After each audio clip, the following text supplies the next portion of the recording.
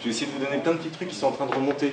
Ce qui est important à comprendre, c'est que ça devient un vrai sujet, redécouvrir l'efficience du code, pour consommer moins de mémoire, moins de disque dur, moins de CPU, etc. C'est un vrai sujet. Il y a plusieurs professeurs avec qui on a discuté, on va mettre des cours au programme de la rentrée. Il y a chez Microsoft, il y a un architecte logiciel qui s'intéresse vraiment à la problématique. Il m'a aidé à pousser la création d'un groupe ISO, donc c'est vraiment un standard mondial, pour qu'on ait une standardisation des bonnes pratiques logicielles au niveau mondial. Alors, c'est ISO, ça arrivera peut-être dans 2-3 ans, mais il y a vraiment plein de développeurs ou de gens sensibles au sujet qui sont en train de s'organiser pour produire vous voyez ce que c'est un design pattern? Donc des motifs de conception logicielle, donc des bonnes pratiques de développement logiciel, de façon à réduire les besoins en CPU et les besoins en mémoire essentiellement. Et donc l'année dernière, en juin 2010, avec une SS2I qui s'appelle Optotechnologie, on avait lancé un concours de développement.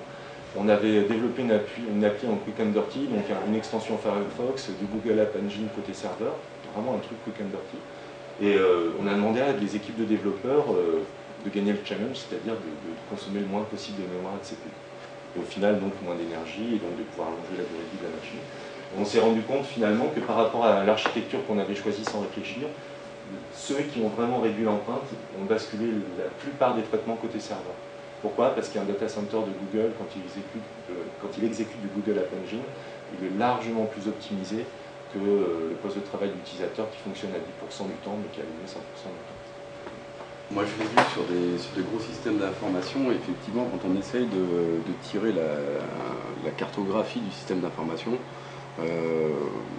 on se rend compte que si ça n'a pas été fait au fur et à mesure, en plus c'est très très consommateur de ressources, de temps, pour essayer de comprendre tous les flux de données entre les différentes applications, les choses comme ça. D'où le fait que souvent, au niveau du management, on n'autorise pas à passer ce temps-là de recherche et on laisse énormément de code mort. C'est-à-dire que je me suis retrouvé, moi, effectivement, avec des applis. On dit, justement, on faisait de la mutualisation de serveurs et on se disait, non, cette appli, on ne sait pas si elle fonctionne, mais on ne veut pas y toucher. Surtout on ne veut pas l'arrêter parce que si ça casse quelque chose... Alors il y a des sociétés, bon, quand même, il y a des sociétés qui ont été un petit peu plus brutales. Bon, je parle d'HP, ils ont décidé en fait d'arrêter les data centers qu'ils avaient partout dans le monde pour en grouper. Et donc un des trucs qu'on a fait, moi quand ils ont regroupé toutes les applications qui traitaient par exemple de business intelligence, de rapports, etc. Ils se sont dit mais il y en a 1000, est-ce qu'il y a vraiment besoin de 1000 comme ça? Donc, comment est-ce que se fait cette transformation? Parce que si tu développes avec plusieurs CPU et plusieurs corps et que tu apprends à développer comme ça, si VMware derrière ces algos, c'est complètement, ils ne gèrent pas ça, tes efforts ils serviront à rien. Alors est-ce que VMware...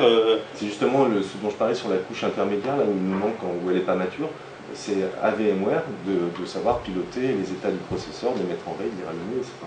Puisqu'il virtualise une machine et qu'il virtualise le processeur, il doit être capable de ça. Et de toute façon, nous, en tant que développeurs dans des entreprises en général, on n'a pas la main, on ne peut pas travailler à ce niveau. Donc c'est sûr que si les éditeurs de virtualisation au sens large ne font pas le boulot, de ce côté-là, on ne gagnera pas avec la virtualisation.